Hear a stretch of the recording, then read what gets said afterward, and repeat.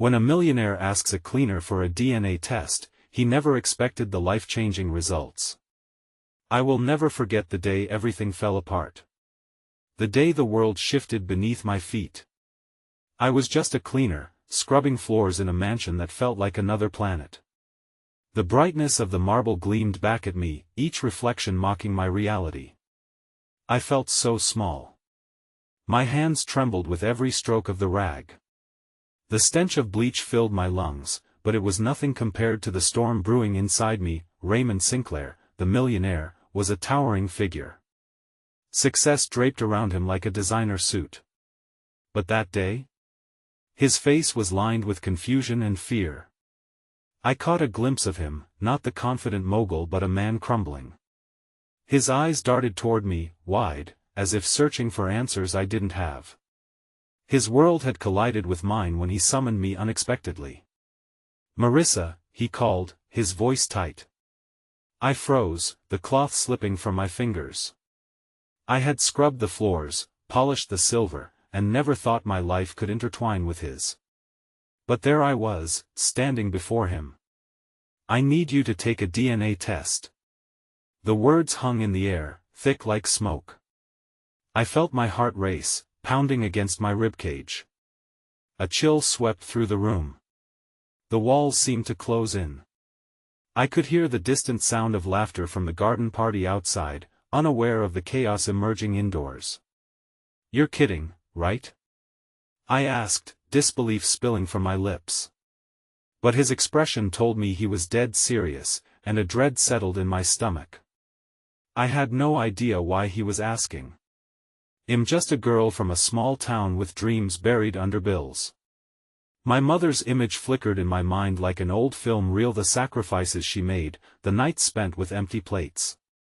I wanted to cry, to scream, but all I could manage was a shaky nod. "There's a chance." He hesitated, worry etched on his face. "You might be connected to me." The air turned heavy. Connected? The word felt like ice against my skin. I couldn't breathe. "Why me?" I whispered, my voice barely a breath. He took a step closer, desperation clawing at his features. Because suddenly, the door burst open. An elegant woman rushed in, her heels clicking angrily against the floor. "Raymond! What are you doing?" The tension snapped. The silence felt louder than thunder. I stepped back, my heart racing.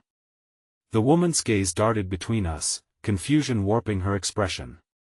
"Who is she?" she demanded, venom lacing her words. "I need to know, Evelyn." "She might be." He cut himself off, pain flashing in his eyes. My head was spinning. I wanted to run.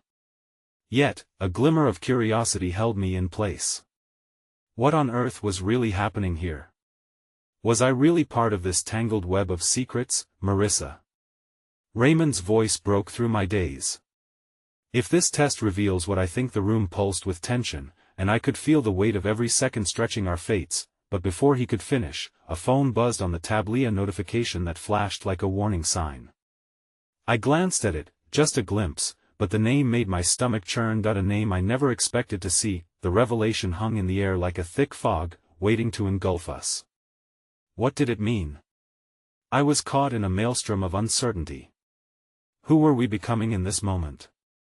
Hey, before we continue with this amazing story, I need to give you an important heads up. Many subscribers have reported that YouTube unsubscribed them without warning. Take a quick second to check the red button below to make sure you're still subscribed to the channel. I'd hate for you to miss any of the exclusive content coming soon. And while you're there, smash that like button, it really helps me out with the algorithm. Oh, and tell me in the comments, which city are you watching from? I love getting to know every amazing person who's part of this community. Your participation makes all the difference. Let's connect. The air thickened with confusion and unspoken words, leaving me feeling both invisible and hyper-aware. I shifted my gaze back to Raymond, whose expression teetered between desperation and fear. Evelyn, the elegant woman brimming with frustration, stood like a wall between us, her arms crossed and her stance defensive. I felt my heart race, my pulse echoing in my ears as I tried to piece together the disarray unraveling before me. What's going on? She demanded, her tone sharp, slicing through the silence like glass. You don't just pull someone off the street for a DNA test without a reason. Her ire struck a nerve. I opened my mouth to clarify my presence, to explain my mundane life of cleaning and solitude. Yet all that came out was a strangled breath. I was tangled in a web of uncertainties, grappling with just how much I was unraveling for a man I barely knew. Evelyn, please, Raymond urged, his voice softer but strained. Let me explain. His eyes darted back to me, pleading for understanding amidst the chaos. That I don't want an explanation. Evelyn snapped. You're inviting chaos into our lives.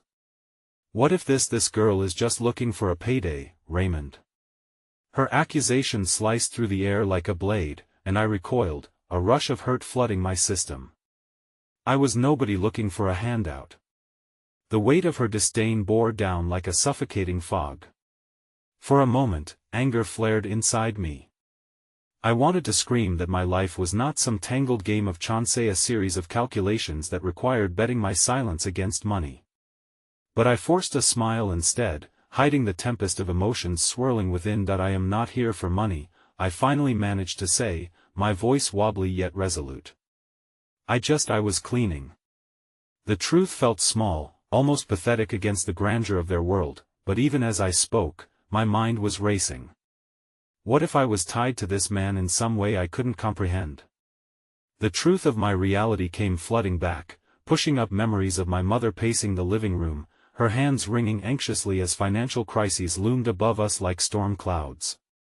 Would she stand here today, filled with pride or with the weight of disappointment? Evelyn's glare softened marginally, but the tension was thick enough to cut.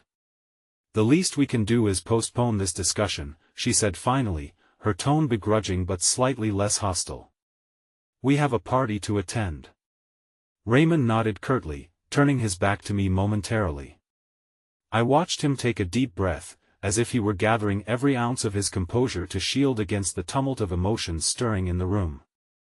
Marissa, he said at last, the gravel in his voice trying hard to sound steady. I don't know what will happen next, but I didn't mean to drag you into this. I just needed what? I asked, glancing up to meet his gaze. Need to know who I am? Or who I could be? Before he could respond, the venom from Evelyn's words rang louder than before. Raymond, focus. We have guests. Her impatience took over, and with a dismissive flick of her wrist, she beckoned for him to follow her out. As they walked past me, Raymond paused, glancing back. For a fleeting moment, our eyes locked. A silent understanding rippled between us. I thought I sensed regret there, an acknowledgement of the chaos our worlds had ignited. Then they disappeared into the lavish hallway, leaving me alone with the dust motes swirling in the light. I sank onto a nearby chair, my heart hammering with the weight of what I had just experienced. But perhaps, in those swirling emotions of uncertainty and confrontation, I had glimpsed a chance for something better than the loneliness I had known. A spark ignited in the corners of my heart. Just then, my phone buzzed violently in my pocket, snapping me out of my reverie. With trembling hands, I pulled it out, squinting at the screen. A message flashed from an unknown number, and my stomach dropped as I read, I know who you really are. Meet me. The words hung heavy in the air, a cryptic invitation that sent a chill down my spine. My mind raced through possibilities. Who could it be? What did they know? Questions screamed through my consciousness, drowning out all rational thought.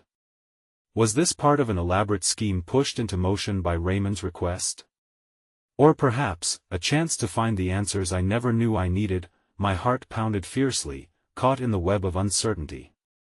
Should I answer? Should I engage with the unknown? I had never felt so lost, yet somehow so irrevocably bound to a fate I could not foresee. Would stepping into this world plunge me deeper into chaos or offer a lifeline back to my own stripped-down reality? Every beat echoed with the weight of a decision, the implication of stepping into the unknown looming large before me. I caught a glimpse of the past I had always known and the uncertain path unfolding before me, each possibility shimmering with a blend of hope and dread. In the quiet space of that empty room filled with echoes of laughter, there lay a larger truth waiting to emerge, a truth that might just unravel everything I thought I knew about myself, about Raymond, and the mirror in which our lives now intricately reflected one another's. The atmosphere in the opulent mansion felt suffocating, stifled by the grandeur and underlying tension that still clung to the air.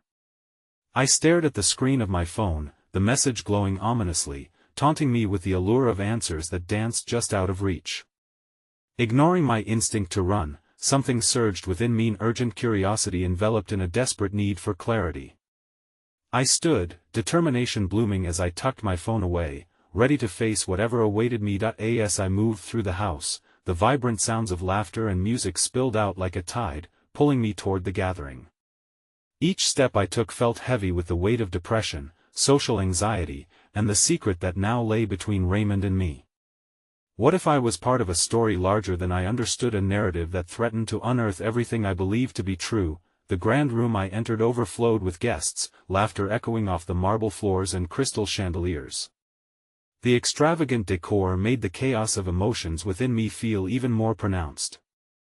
I wandered amidst the cliques of laughter and conversation, each laugh a reminder of the privilege that surrounded me yet felt so foreign. My heart ached for a connection, but I felt unseen, an outsider in a world so far removed from my own. Suddenly, a warm hand clasped my shoulder, grounding me. I turned to find an older woman with kind eyes, her presence a stark contrast to the glitz surrounding me. "You look lost, dear," she said softly, as if sensing the storm brewing in my heart. "I'm just taking it all in," I replied, attempting a smile that felt more like a mask than a genuine expression. "Is it your first time at one of Raymond's soirees?" she asked, her voice laced with understanding. I hesitated before nodding. "Kind of. I wasn't really invited." Her eyes twinkled with mischief. "Ah, the best stories come from uninvited guests. Come, let me introduce you to some of my friends." Before I could protest, she led me through the throng of guests. She spun a tale about a charity she spearheaded, her passion lighting up her face. For a moment, I found refuge in her warmth, her laughter infectious. It softened the jagged edges of my apprehension. Maybe this world wasn't just filled with cold hearts and hollow ambitions. As we chatted, I caught glimpses of Raymond across the room, standing at the center, illuminated by the glow of conversation. He had removed his jacket, the sleeves of his dress shirt rolled up, a hint of vulnerability in his stance. Just being closer to him beckoned a pull that ignited unexpected hope within me. Could he truly see me beneath the echoes of my past? Yet just as quickly, the message from my unknown contact clawed its way back into my mind, a persistent paranoia breathing down my neck. I glanced down at my phone, considering if I should respond, but a sudden sharp gasp from nearby snapped my attention. A woman stood, pale as parchment, her eyes wide in disbelief. "You can't be serious, Raymond," she shouted, making the laughter around us fall silent and still. "You can't launch that project without consulting me first." Her outburst fractured the entire room. I watched as Raymond's composed demeanor faltered. "Anna, I've already made arrangements," he replied, his voice firm but quiet, attempting to regain control. The tension felt palpable, the energy shifting as guests exchanged glances, a silent agreement that things were about to escalate. "But that's not how we agreed to do this." Anna's voice rose again, her desperation pierced with annoyance. "You can't just act alone." In that moment of chaos, I saw a crack in the facade that Raymond usually wore, a glimpse of his vulnerability, the burden of expectations weighing heavily on his shoulders. My heart ached for him, realizing how much pressure he faced from those around him. It reminded me of my own struggles, fighting against the current of high expectations and unspoken judgments. Yet here we were, bound by our own storms, crisscrossing in this unfamiliar universe. As Anna stormed away, I felt a sudden urge to comfort him. I wanted to reach out, to draw closer, and share in his burden, even if for a moment. But a siren song of uncertainty pulled me back. Who was I, really? Just as I hesitated, the familiar buzz of my phone erupted in my pocket again. I fished it out quickly, barely registering the vibrant shadows dancing around me. The unknown number had messaged, "You have 3 days to meet me. After that, it's too late." My heart plummeted, and the world around me blurred and spun. The chaos of the party faded into the background, my mind racing with the realization that time was slipping through my fingers as if each tick of the clock bore witness to the unraveling of my identity. What would happen in 3 days? The haunting uncertainty clawed deeper within me. Would I face a revelation that changed everything? Or would I find myself ensnared in an even more twisted web of secrets? In this moment of disarray, I felt more detached than ever from the connections blooming around me. My heartbeat thrummed with urgency as the sense of impending change loomed large, a quiet cry for help. Each step forward felt rooted in fear, and the path ahead only revealed itself as a slippery slope. Raymond was still looking for me, and I could sense that he felt the shift in the air, the pull of the unknown connecting us. A chance for clarity sat like a whispered promise on the horizon, but it cost me a piece of my solitude I could never get back. As I clutched my phone tightly, everything I believed about my existence and perhaps his remained precariously balanced on the edge of a reckoning I was yet to comprehend. The atmosphere in the grand hall shifted again, the lingering energy of Anna's departure tapping into the vulnerability I had felt moments before. Conversations resumed, yet the cadence was muffled, drowned by my spiraling thoughts. I wished to blend into the crowd and forget just for tonight that I was harboring a storm teetering on the brink of chaos. So, I turned my back on the mass of guests and slipped into a quieter corridor, desperate for solace. The gilded frames of portraits lining the walls felt oppressive, as though they were witnesses to my growing disquiet. As I paced, the tap of my heels echoed sharply in the silence. Each clack seemed to emphasize the fragility of my being, the uncertainty looming like a shroud around me. My phone buzzed again in a frantic rhythm, but I chose to ignore it, unwilling to invite any further turmoil. Eventually, I found myself standing in front of an intricately carved door, partly ajar. Lured by curiosity, I pushed it open and stepped inside the dimly lit room. The walls were lined with books, a sanctuary of knowledge and stories. A single window cast a thin slant of moonlight across a large writing desk, illuminating a dust-speckled surface strewn with papers and notes that hinted at unfulfilled ambitions. As I sank onto an old leather chair, I caught a glimpse of my reflection in the glass cabinet, disheveled, lost in thought, a stark contrast to the elegance of the party outside. Suddenly, the weight of my emotions felt suffocating. The idea of my secrets crashing down felt unbearable. I closed my eyes, envisioning the future that awaited me, a future filled with shadows and unanswered questions. Just then, the door creaked open wider, and the warm light from the hall flooded in, silhouetting a figure. It was Raymond. His deep-set eyes searched the room, landing on me with a bewildered expression. "I was looking for you," he breathed, relief mingling with a hint of apprehension. "Why?" I asked, my voice wavering. A flash of vulnerability gleamed behind his exterior, and I thought perhaps he yearned for connection just as much as I did. He stepped inside, closing the door behind him.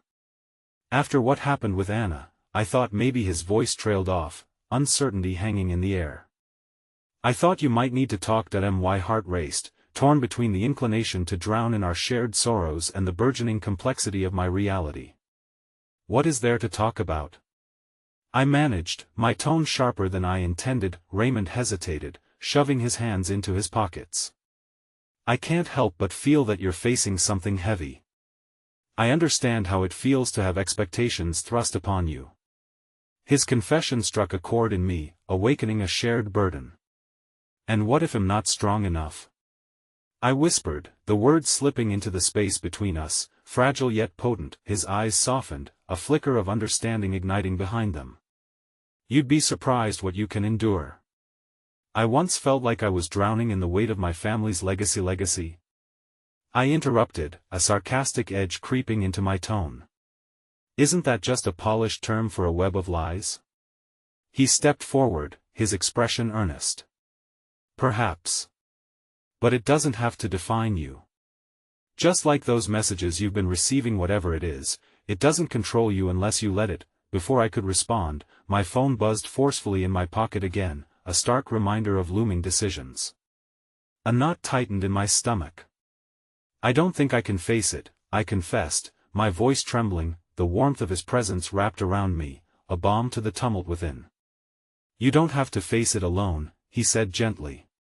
Let me help, even if it's just by standing beside you as you weather the storm. In that moment, something shifted, a connection igniting in the stillness. I could feel the knot of isolation unraveling slightly, offering a glimpse of hope.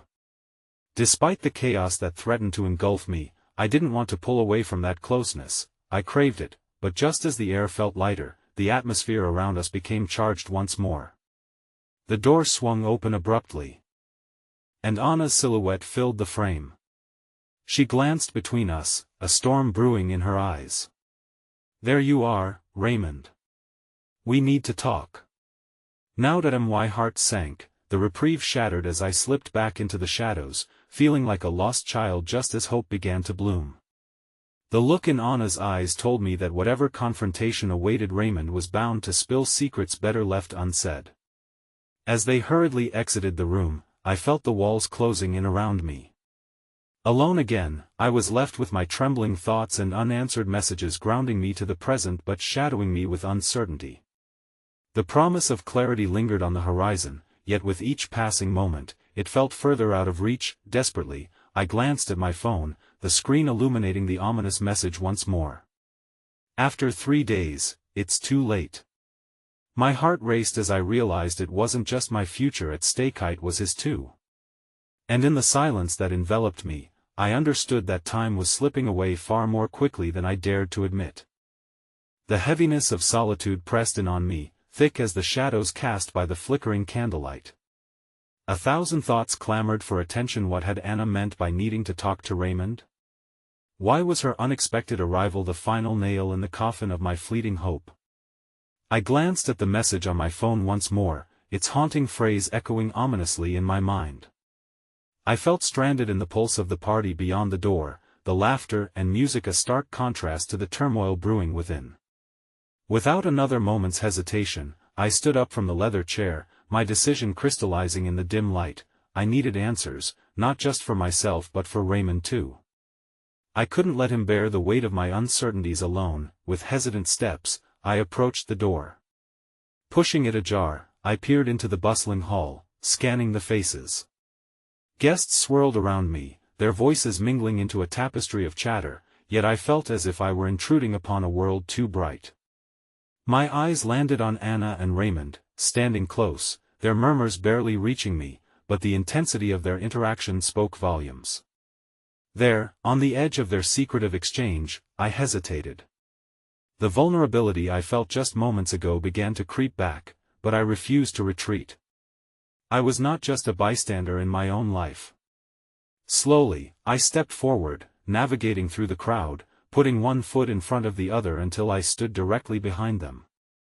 Raymond, I called, my voice steady despite the tremor in my heart. Both figures turned towards me, surprise flickering in their expressions. Anna's smile was tight, a mask of false warmth that didn't reach her eyes. "Oh, look who decided to join us," she said lightly, though I could hear the sneer beneath her tone.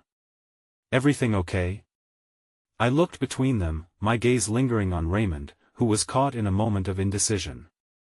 "Just," he began, his voice faltering as he searched for the right words. "Just a moment of clarity about everything." The weight of his words told me that everything was anything but clear. Before I could respond, Anna spoke again, her voice crisp. "Wouldn't it be better to discuss this somewhere private? You know how these things can spiral." Her eyes darted to me, an unspoken threat hanging in the air, warning me to keep my distance. No. I found my voice, strong and unwavering, surprising even myself. "We should talk now. All of us. It's not just about you anymore, Anna." Raymond looked at me, a surge of gratitude flashing across his already furrowed brow. "You're right. We shouldn't avoid this."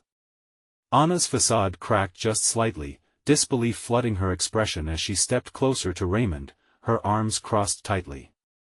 "You think just because you suddenly have her in your corner, you can change the narrative?" I took a breath and pushed back the rising tide of fear. "This isn't just about the past. It's about the future for all of us." My heart raced, stubbornly clinging to the belief that honesty was the only path forward. The atmosphere shifted, the festive energy now a battlefield. Whispers of curious guests began to weave through the hall, flickering glances cast our way like they were watching a live performance. "Stay out of this," Anna hissed, her patience thinning. "I didn't think you'd have the courage to confront the reality of your situation." Raymond's gaze intensified, confusion and fear surfacing as the implications of her words sank in. "What do you mean?"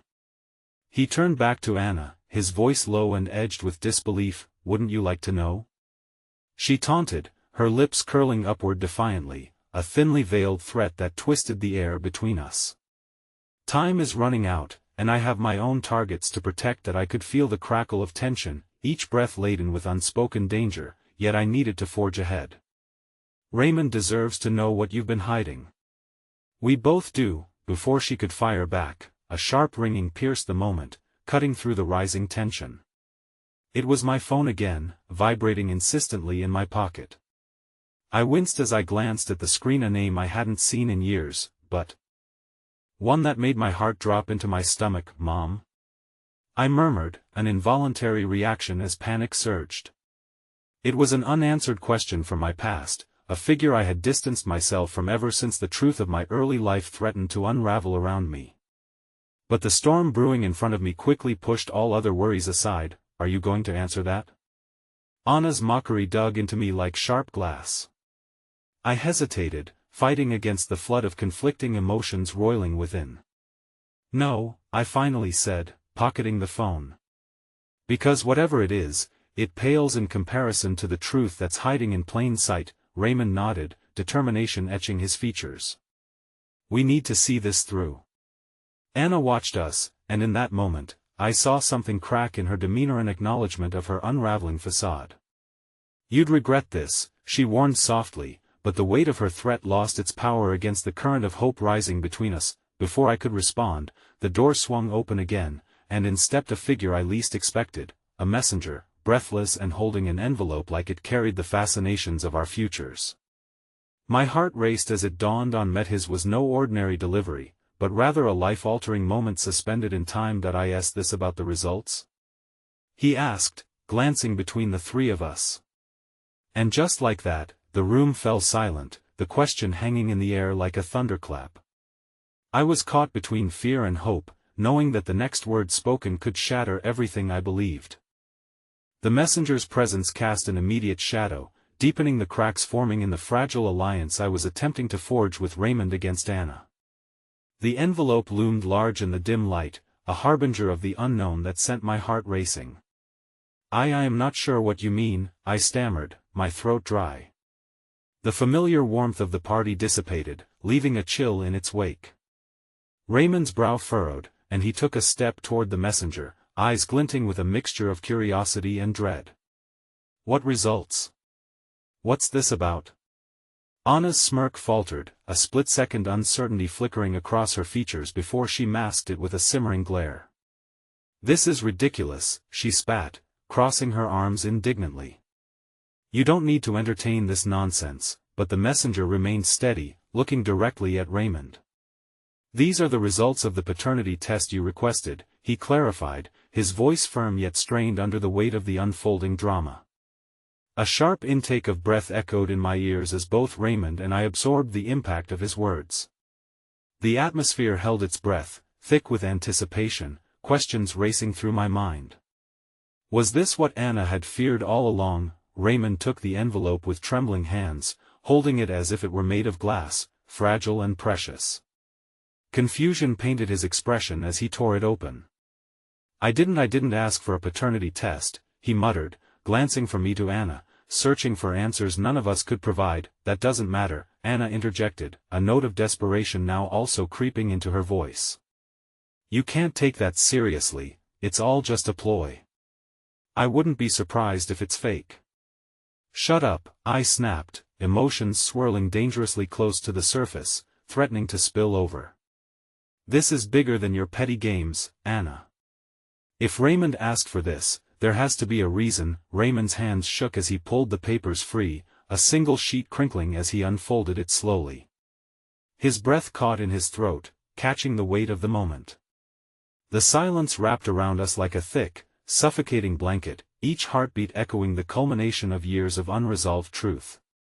He read aloud the first lines, his voice a whisper but strained with tension. This document confirms the results of the paternity test conducted on. Each word felt like a drumbeat, a countdown to some unseen event, each successive line pulling us deeper into revelation's embrace. Anna shifted beside him, discomfort rippling through her as she leaned closer, her arms dropping to her sides. You can't really believe there's anything that could come from that. You know me. You know your life. This is just a distraction. What if I don't? Raymond replied, his voice growing steadier, igniting hope within me while simultaneously engulfing Anna with shadowy panic. The messenger cleared his throat, breaking through the thick tens. A mere mortal amidst the tempest of emotions. I can leave you to process this if you'd like. But you should know, it's pivotal. Pivotal how? I asked, barely managing to contain the quiver in my voice, all thoughts of previous conversation eclipsed by the urgency of the moment. Raymond looked as if the world was burning around him. If there's a child, then none of this. He gestured between Anna and me, none of this even matters at all. Don't even think about this, Anna hissed, her composure fracturing, the threads of her facade unraveling in rapid succession. Nothing can come from this that won't destroy us. Don't you see? Stop. I felt the edge of panic bubble in my chest. You don't get to dictate what he sees or thinks. With renewed focus, Raymond continued reading the document, his eyes scanning the page, searching for the revelation that would either break or mend the fragile equilibrium of our lives. Finally, he paused, the color draining from his face. It says I'm not just involved in all of this. I'm listed as the biological father. I didn't even know there was a child. The air crackled with the weight of his words, igniting a firestorm of chaos around us.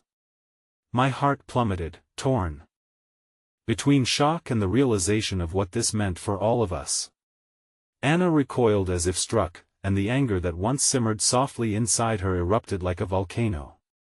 No. This cannot be. I did everything right. You were supposed to follow the paths laid out for you. It wasn't just you making choices, Anna.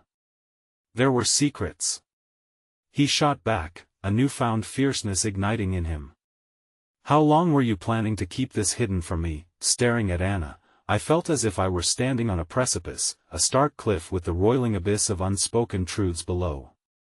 In that moment, as their lives spun perilously in opposite directions, something shifted in me to a necessity to understand not just their past but how it intertwined with my own. Raymond turned back to face me, his expression twisting between despair and hope.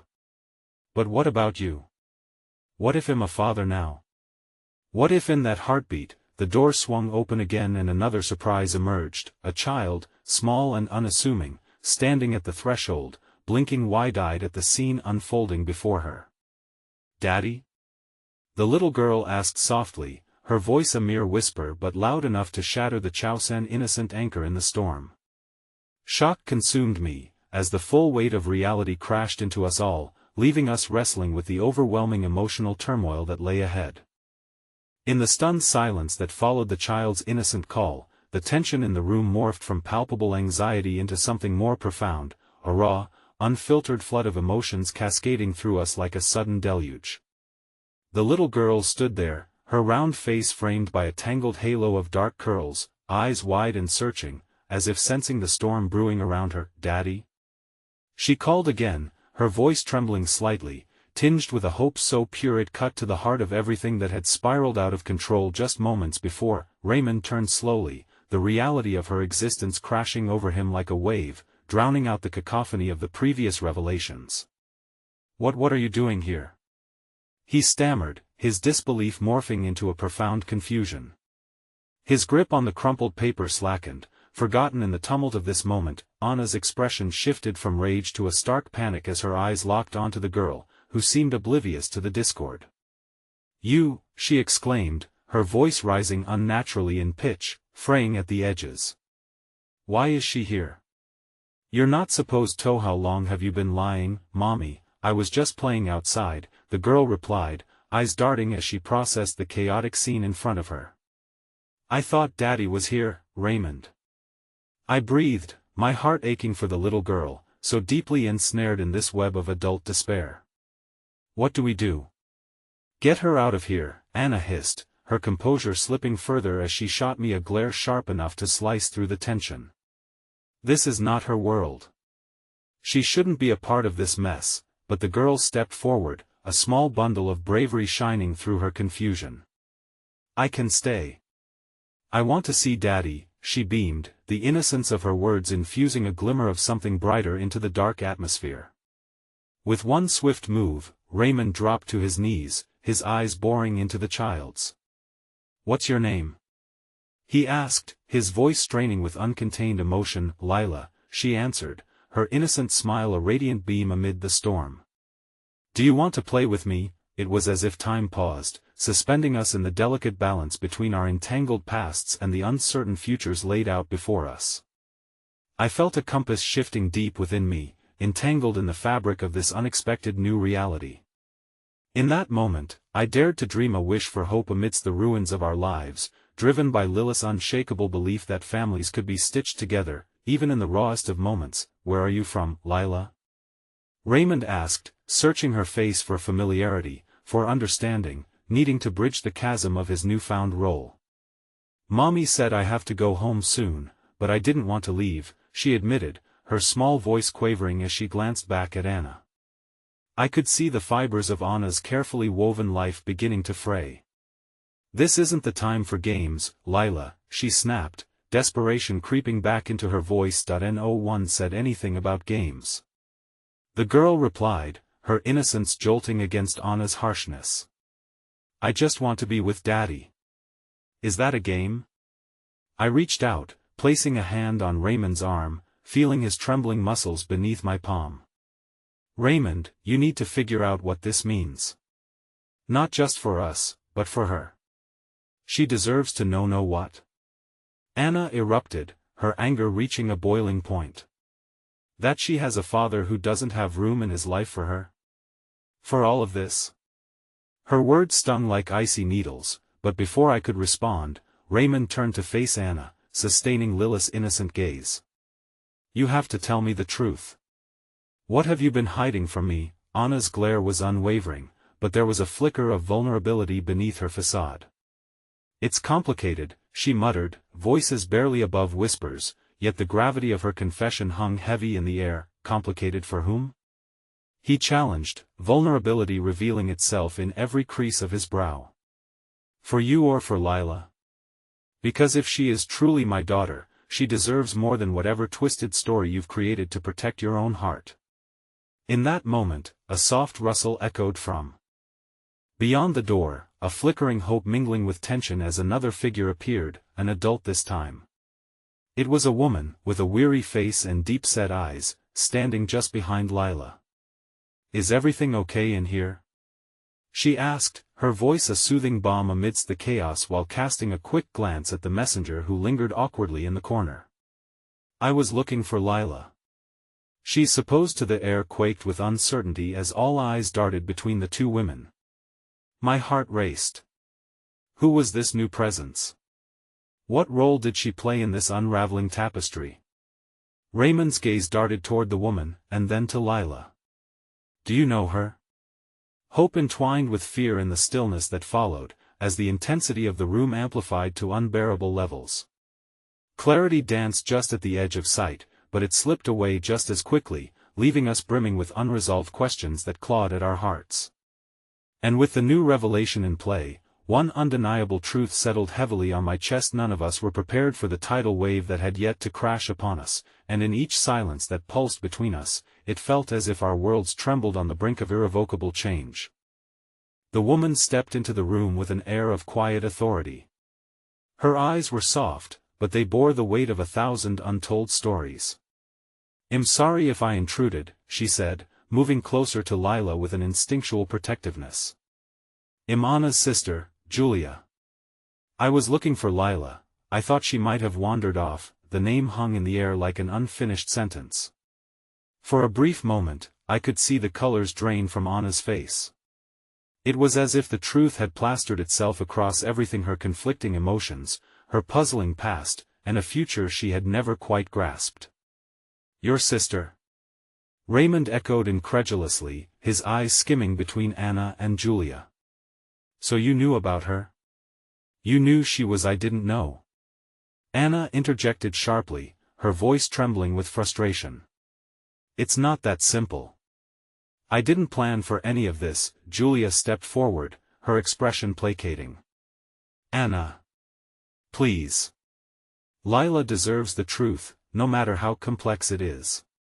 I could feel the air thickening, the suffocating weight of unspoken truths wrapped around us. "What is the truth?" I asked, my voice breaking through the tension like glass shattering. "Why have the two of you kept Lila's existence from him?" Anna clenched her fists, her trembling resolve on the verge of fracturing. "I was trying to protect her, okay? From all this." She waved her hand at Raymond, as if he were a storm brewing on the horizon. "From you? Protect her from me?" Raymond's voice shook with disbelief. "You think lying about my existence is for her benefit?" "I had a right to know." "Right to know what, Raymond?" Anna shot back, her anger igniting like a match. "That you're a stranger?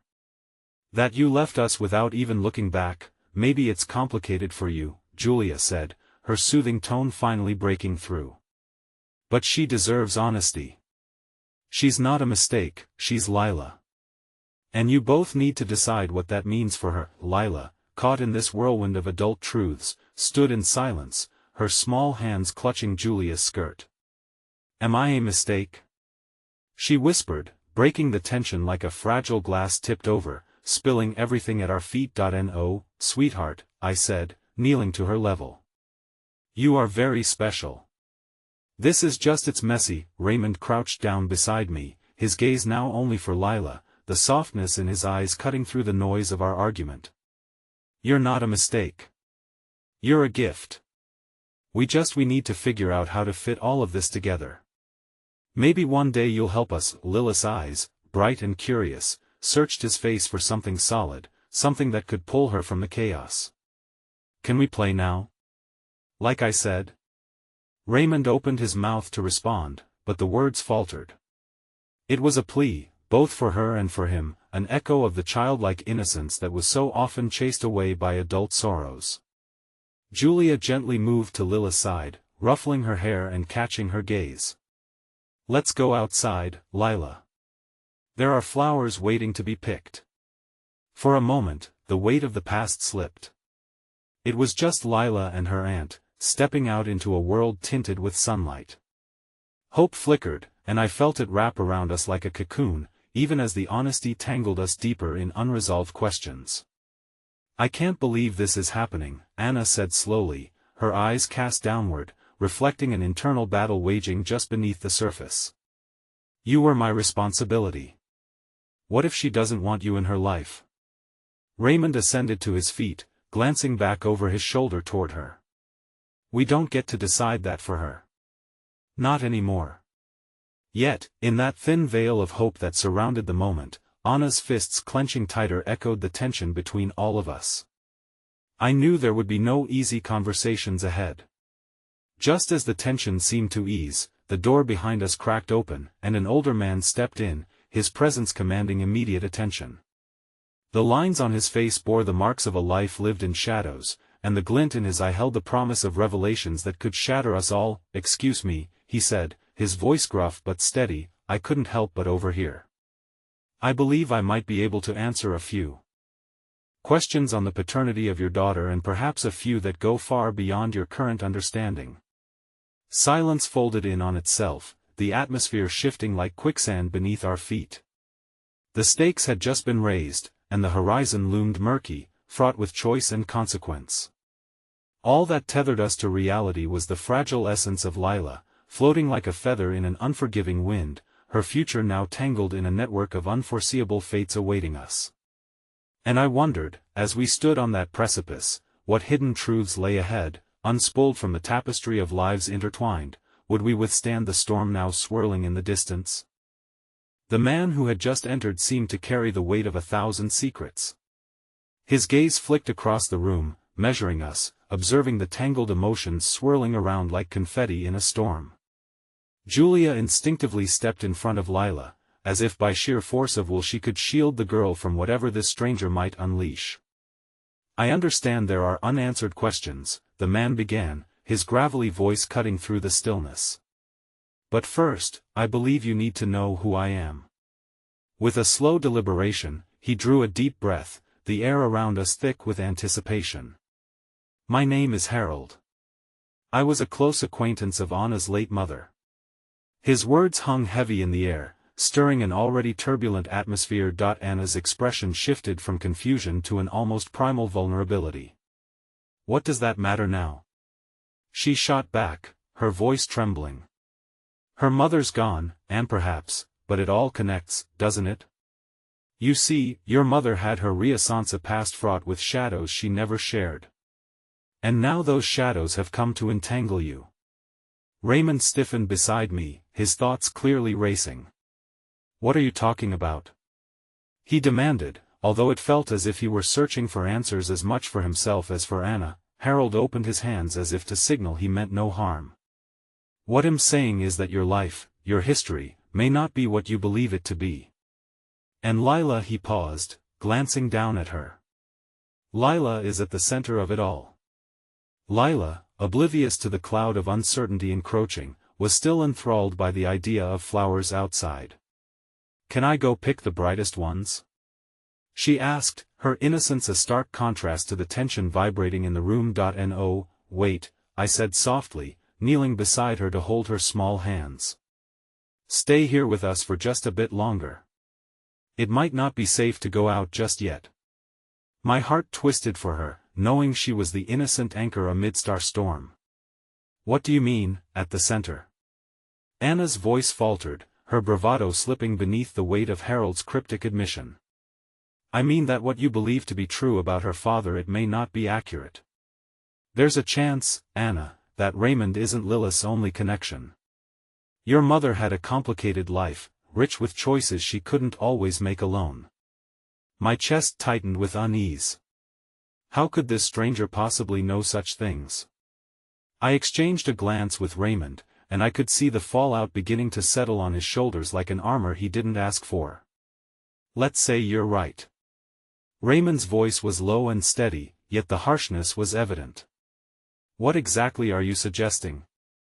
"That Anna and I share a bond beyond our daughter. Perhaps I am suggesting that there are others who want to know about Lila," Harold replied, his eyes glinting with a mix of fear and intent. "Family. Real family. Lilith's heritage may be more significant than you understand. Connections are deeper when you really start to scratch the surface." That I felt Lila pull her hands away, her innocent curiosity taking precedence over the darkness encroaching upon us. "I want flowers," she declared, her little face scrunching in frustration, demanding that this world fit her own small universe. Julia dropped to one knee beside her, pulling her into a comforting embrace. "I know, sweet girl. I promise we'll find those flowers. Just hold on for a moment, okay? This is important." The room felt heavy with unaddressed tension, and with each heartbeat, the clock ticked away our moment of respite. Raymond's expression hardened, the reality dawning upon him that there might very well be secrets embedded deep in this web of familial ties. Is this some kind of game? He shot back at Harold.